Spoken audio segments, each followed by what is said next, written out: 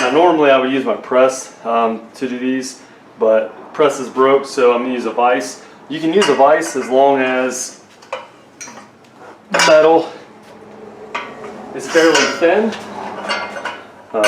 If you're using a lot thicker metal, then it's going to be a lot harder. But this metal is pretty thin, so for this I'll just use the vise.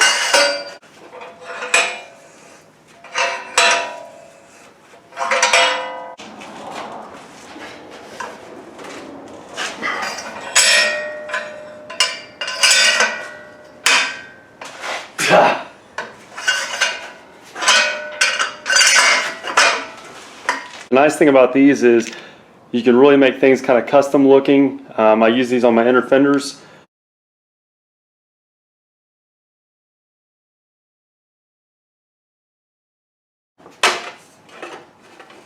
And before anybody says my holes are off-centered or whatever, they're not off-centered, they're centered with the grill.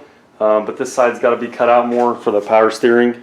So that's why this left side kind of looks off compared to the right.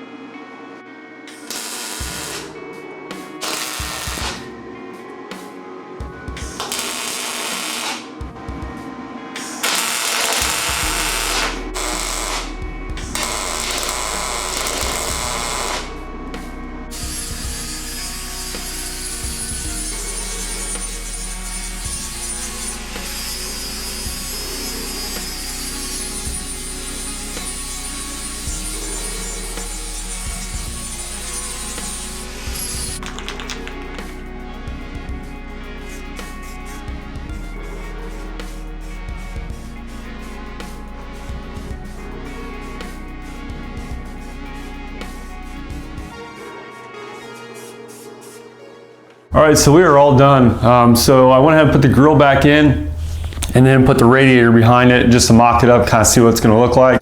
Got plenty of room now with the pitman arm, so that was my issue with running a flat pitman arm and the steering box being up so high for moving it forward and bringing it up. The pitman arm was just hitting the grill right there. Now I could have just cut this section out, but in my opinion, cutting it straight across makes it look a lot better. And honestly, I think it looks better than the factory. So obviously there's another route I could have took without cutting the grill. I could have done a drop pitman arm. The issue with that is then the pitman arm be hitting on a tie rod.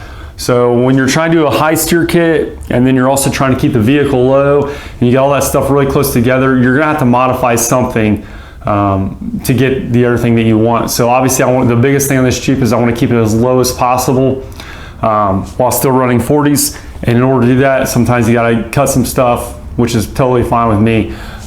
If you guys have any questions or comments, let me know. Make sure you hit that thumbs up.